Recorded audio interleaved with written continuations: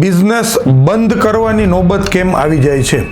હવે આ પ્રશ્નનો જ્યારે આપણે જવાબ વિચારવા પ્રયત્ન કરશું તો સર્વપ્રથમ તો આપણને એવું લાગશે કે ઘણા બધા એસ્ટાબ્લિશ પ્લેયરો હતા જે તમને જોવા મળશે કે આજથી 25 વર્ષ પહેલાં, એટલે માની લ્યો કે અત્યારે 2025નું વર્ષ ચાલે તો 2000ના વર્ષ પહેલાં 1990થી 2000ના સમયગાળા દરમિયાનના તમને ઘણા એવા બિઝનેસ જોવા મળશે કે જે તે સમયની બહુ મોટી બ્રાન્ડ હતી, કે જે તે સમયના ખૂબ મોટા ટ્રેડર હતા અને એમની બ્રાન્ડ અત્યારે બિલકુલ ચાલતી નથી, કે એમની ટ્રેડ અત્યારે બિલકુલ ચાલતી નથી.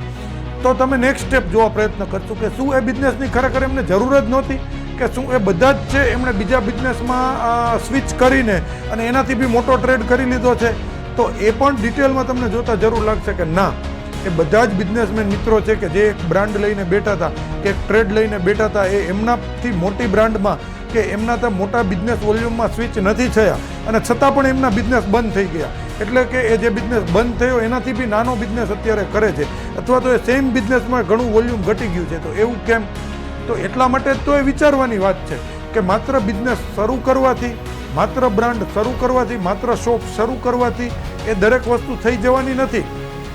તમારે એમને સતત અપગ્રેડ કરવાની છે, સતત નવી બિઝનેસ કનેક્ટિવિટી ઊભી કરવાની છે, સતત નવા બિઝનેસ આઈડિયાઝ લેવતા રહેવાના છે અને સતત કસ્ટમરની કે ડિસ્ટ્રીબ્યુટર મિત્રોની જરૂરિયાતને વધારે ડિટેલમાં સમજતું રહેવાનું છે, સતત બિઝનેસ મેથડ શરૂ કરતી રહેવાની છે, સતત બિઝનેસ મેથડ અપગ્રેડ કરતી રહેવાની છે. આ એકમાત્ર એવો રસ્તો છે કે જે તમે લોંગ ટર્મમાં તમને એવું લાગશે કે આ બિઝનેસ સફળતાથી ચલાવી શકાય છે.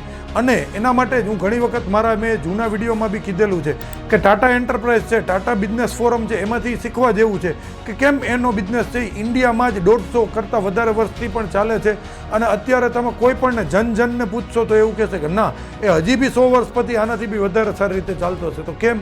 બસ, તો આ એ ડિટેલમાં સમજવાની જરૂર છે કે કેમ એક બિઝનેસ છે એ 150 વર્ષ કરતાં વધારે વર્ષથી બી ચાલુ છે અને કેમ ઘણા બિઝનેસ છે માત્ર 10 કે 15 વર્ષમાં થઈને પણ બંધ થઈ જાય છે.